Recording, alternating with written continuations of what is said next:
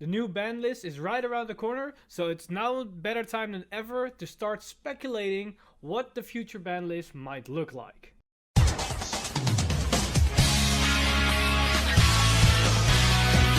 Stand up! Vanguard!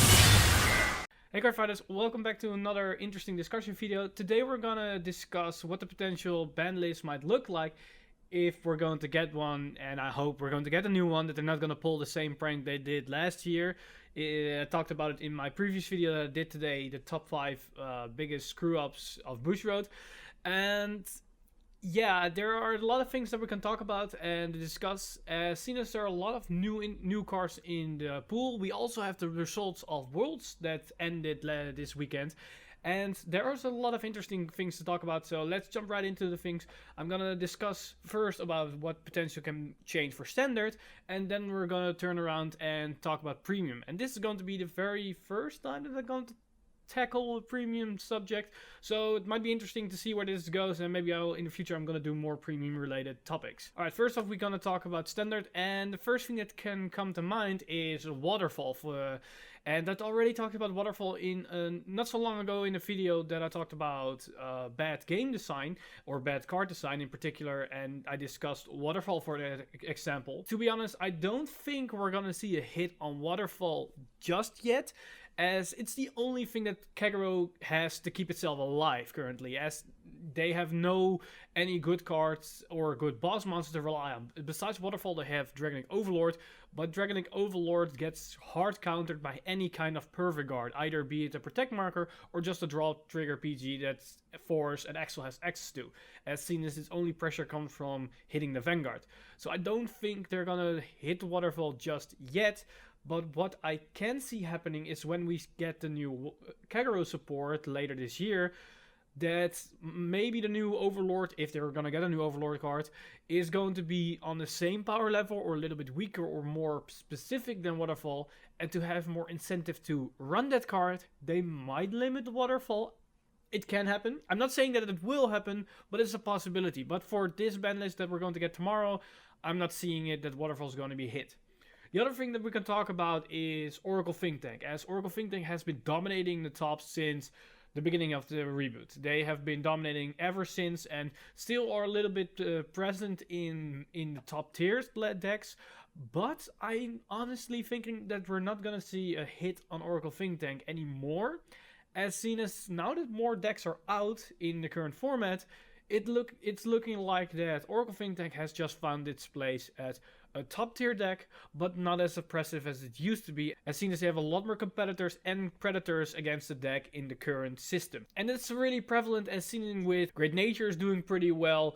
We have other protect markers clans that are doing well, like Angel Feathers for example. So I'm thinking that Oracle Think Tank is fine where it is. It doesn't need a hit at this moment, as seen as their mechanic is slowly losing power in favor to the rest of the clans. Everybody's now catching up to Oracle Think Tank. And with that said, I don't think there is really a clan that's need a hit right now. We have Neo Nectar and Angel Feathers that are looking really powerful. We have Great Nature that's really strong as an Axel deck. And of course we have the Zanbaku Murukuma build, but currently everything is balancing itself pretty damn good out, in Standard at least, that we have a counter to each deck and each other kind of deck is keeping another one in check, making it more balanced in the way that it is. However, it might change when we get more future support, as with the upcoming support wave that we're going to see in Japan with Fighters Deleter, it might be that Zanbaku, with the help of Sengeki, might become a little bit too strong. But if what I've heard of the playtesting, Zanbaku isn't fast enough to make it that viable. So I'm curious of what it's going to take itself to. But as Standard goes, I don't think we're going to see any ban lists or hitting on it at all. Premium, however, is an whole other story. We got a lot of things that we can talk about. With all the different OTK builds, the different kind of oppressive combos, and all these crazy things that we have seen. So let's talk about the obvious one. No Life King is one of the bigger names that we have seen a lot. Everybody's asking for its ban on with Assassin and all those kinds of hits. I personally think an Assassin hit isn't that far-fetched, as Assassin and NLK shouldn't exist together in what kind of form, whatever. I'm not saying that Assassins need to be hit outright completely. as hitting assassin saying only max 1, you can only run 1 max, is a little bit harsh on the clan itself, as assassin has no real issue with any other cards except for no life king. So what I can see happening is that Bushiroad is limiting assassin in combination with NOK. So let's say you're gonna run NOK in your premium deck, then you cannot run assassins, or you cannot run more than 1, as it still allows some combo plays, but not as oppressive as we have seen now, that he can loop infinitely and shoot somebody from 0 to 6 without any big problem. So I think that's the more logical things to look at. It can also be the other way around, that if you want to run assassins, you can only maybe run 1 NOK.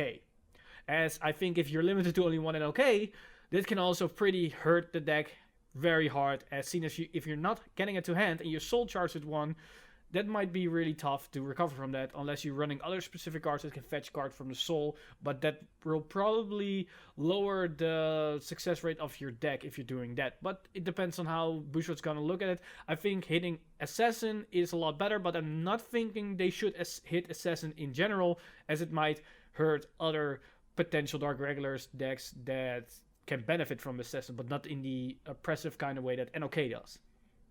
Another thing that we can talk about is the whole Gold Paladin thing that's just come out. As everybody was expecting that Gold Paladin is going to be very powerful with the new set, but it's even worse than that some people expected. As seen as 5 of the 8 top decks in Worlds were Gold Paladin, and they all relied on the same thing: just superior ride to Azel and just hitting them with your stride and just be very oppressive. And that really says that Gold Paladin has an issue, and I think it should be hit in some kind of way. There are different things that you can think about how it should be hit. Should it be Bowmain? Should it be the starter? Should it be the Azel for some reason? And you can go any kind of way. But personally, what I think is the better option is to just say, alright, the starter, so the old starter Kriv, is going to be hit. And not in the sense you cannot run it, but maybe say you cannot run it as a starter. You still don't outright ban the card, but you cannot use it as a starter, so these new Bowmains is still going to be run, so people are still have an incentive to buy the new packs, as seen as Bushiroad wants to keep people buying their new stuff. As seen as the new Bowmains is still available, but the old Kriv is not available anymore. And that's is not really that far-fetched to think about it, as seen as they already did it in the past with something like Barco, for example, that they banned it as not as a starter, or Conroe, or TikTok Worker. And we have seen this before. And outright banning the card as a starter doesn't mean that the card is useless in its entirety. You can still run it in your main deck, and if you're lucky and you top deck it and you can call it in the field, well, that's fine, you can still use the combo. But the chance of that happening is even less than likely than it was in the past. And for the people that are thinking, well, how likely is this superior ride chain even? And to answer that question, I already made a video about it, links on top, about the potential of superior riding to Azel on turn 1 when you ride to your grade 1. But that's not the main thing that they do with this deck, what the reason why it's so oppressive. It's the fact that they are just doing it on grade 2, so it's later, and they only need Bowmains to do it if they run the old Kriv starter. So the chance of that happening is a lot higher, as they only rely on one card, and that's Bowmains. That's everything that they need. Getting Bowmains before they're going to ride to grade 2, or even if they just go to grade 2 and then draw it some other kind of way, but before they attack with their grade 2 turn, they need to have access to Bowmains. And that's not really that hard to get access to it. So personally, I think hitting the starter is a lot better than just hitting Bowmains outright. Another deck that you can think about is Bermuda Triangle, as seen as they also just won Worlds, the Japanese side of it at least. And the fact that an old G-era deck is still viable in that kind of sense without even having any kind of V support might signal something to Bushiroad that it might be a little bit too strong. As seen as they still need to get their V support, and we have no idea how strong it's going to be. We have seen an indication that it might do something with bouncing, so it could synergize pretty damn well with the old support. So in that sense, they might be incentive to ban some cards or limit some cards in any kind of sense. And what kind of cards that can be depends on how what you're looking at. And I'm not really that familiar with all the cards for NG, for example. And so I might not really looking at the right cards, but some cards that might look a little bit too strong are the NG grade 3. The Turia Stride that has no restriction whatsoever, that is a little bit on the strong side. We also got I believe the Traw grade 3 that allows it to stride early on, just like Azel. And that's also the reason why it's so impressive that you can stride early on while your opponent is still at low grades. That's also a card that might be looked at. And there are some other key cards, as seen as they have a lot of impressive things like 6 perfect guards in their deck, the strongest G guards, and all these kinds of crazy things that they have access to. So it's a little bit harder to hit that deck, as seen as there are a lot more stronger independent cards that work well together than just one outright card that carries the whole thing that we've seen in Azel and OK. Also, one card that is probably going to be hit is the new Murakumo card that allows for infinite loops.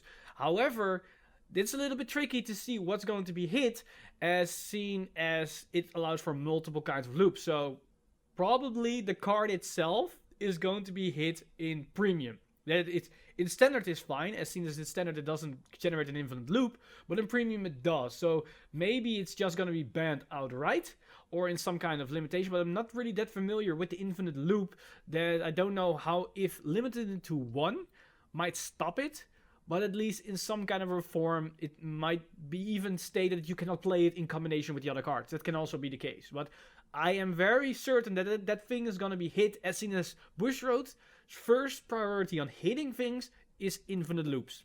They always did that. We haven't seen it with the stand trigger for Neonectar. We've seen it with the stand trigger for Angel Feathers. All these infinite loops are always going to be hit. Just like the one, I believe, with Purple Trapezist in Pale Moon that could generate an infinite loop when the new AO4 cards were even revealed. They already knew, alright, these cards cannot play with each other. So I think that card is a really good candidate of being hit in the next ban list. Also, a very new card, and the reason why I was inspired to do this video, and that's the last card I want to talk about, is the new Deleter card, Given. For everybody that doesn't know how this card works, it basically allows you to reset your Vanguard if your opponent is deleted. And it doesn't have any kind of restriction whatsoever if you need to have a Deleter Vanguard or a grade 3 whatsoever. In standard, this might be okay. Discarding, basically going -6, might be a little bit tough in standard, but it's doable. In premium, however, you have strides you can work with. So you can delete your Vanguard on right, then stride to a very strong Vanguard that might have an insane multi-tacking skill, like a Messiah stride, for example, or a stride that can generate a crit, or a stride that can just be very oppressive against your opponent with a guard restrict. And that combined with your Vanguard being 0, you probably being 28, maybe even 38 if you have a force marker beneath your Vanguard, and then you can restand. And you have triple drive, and then twin drive. And don't forget, premium have access to these cards when they are retired. You can call new cards from the top of your deck. And you have also a lot more draw options in premium. So it isn't that weird to think about it. This skill is going to be used 2 times in a row. So it's going to attack with triple drive, restand, twin drive, restand, single drive, as it loses 1 drive each time. So, and that against the deleted Vanguard with whatever kind of oppressive skill that might be guard or crit or whatever, is going to be very insane, and it's gonna be a little bit too broken. And I think the new Given is gonna be limited exclusively for premium. Maybe like what they did with Laurel, limited to 1, or you could only use 1 or the other. But I don't think you're gonna run the old Given, as seen as this Given is outright better than the old one in any kind of sense. It doesn't cost a counterblast, it costs more to retire, but you can also discard from your hand, so you can leave the field if you don't want to.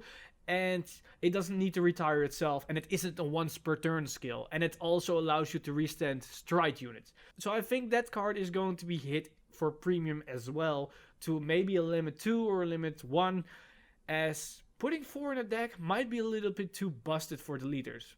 But that's about everything that I wanted to talk about. What are your predictions for the upcoming ban list that we're going to see tomorrow?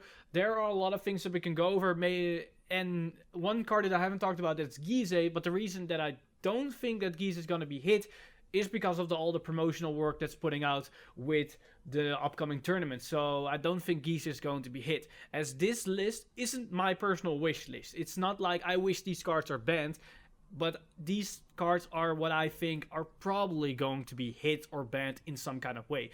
So I'm very curious of what you think is going to be hit or in some kind of restricted or whatever. And so let me know in the comments down below what your predictions are, as I'm curious of what could happen. And we just have to wait to see for tomorrow what Bushroad actually is going to do. Is there going to be a hidden card, or are just gonna pull a prank on once again? But as always, guys, I'm Mr. Time Leap, and I see you guys in the next one.